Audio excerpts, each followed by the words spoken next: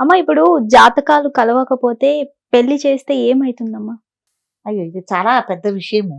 హ్మ్.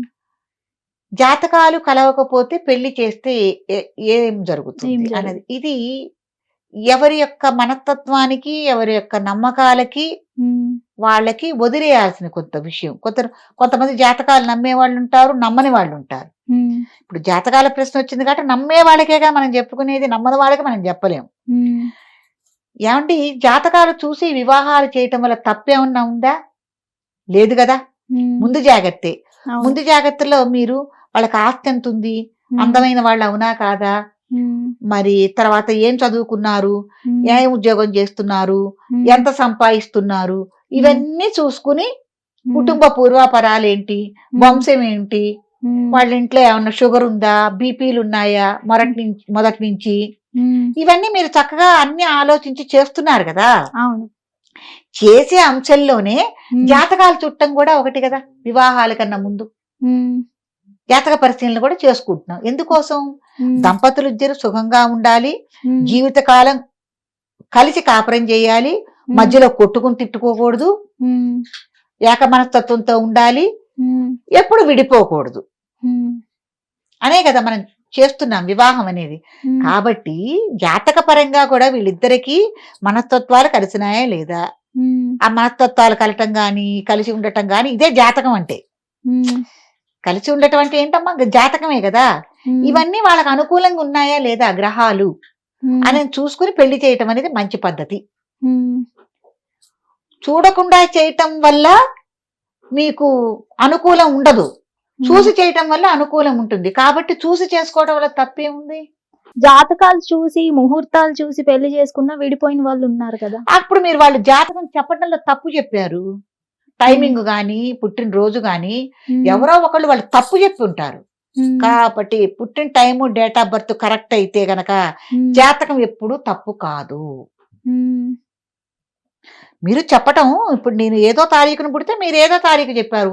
ఉదాహరణగా తీసుకొని. హ్మ్. అప్పుడు మీరు టైం తప్పు చెప్పారు. హ్మ్. కాబట్టి అక్కడ జాతక ఫలితం మీకు అనుకూలంగా రాలా? హ్మ్. దానికి ఎవరేం చేస్తారమ్మా? హ్మ్. కదా!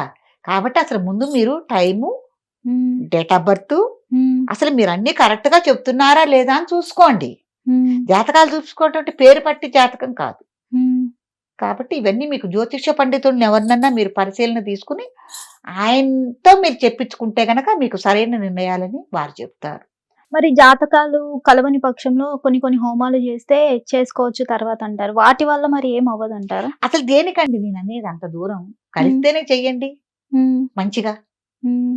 సంబంధం నచ్చి కొంతమంది చేసుకుంటారు కదా! చేసుకుంటే ఏదైనా పరిహారాలున్నాయంటే చిన్న చిన్న పరిహారాలైతే పర్వాలా. హ్మ్. మరీ పెద్ద పరిహారం అంటే ఎట్లా? హ్మ్. కదమ్మా! హ్మ్. పెద్ద పరిహారాలు కాదు గదా! ఇప్పుడు తలనొప్పొచ్చింది మాటకనుకున్నాం. ఒక టాబ్లెట్ యేసుకుంటే తగ్గిపోతుంది గదా! దానికి హ్మ్. ఆపరేషన్ ఎందుకు? హ్మ్. కదా! అది హ్మ్. చెప్పినా గూడా నమ్మే స్థితిలో మనం ఉండాలి గదా! హ్మ్. ఆలోచించుకోవాలిగా మనం గూడా.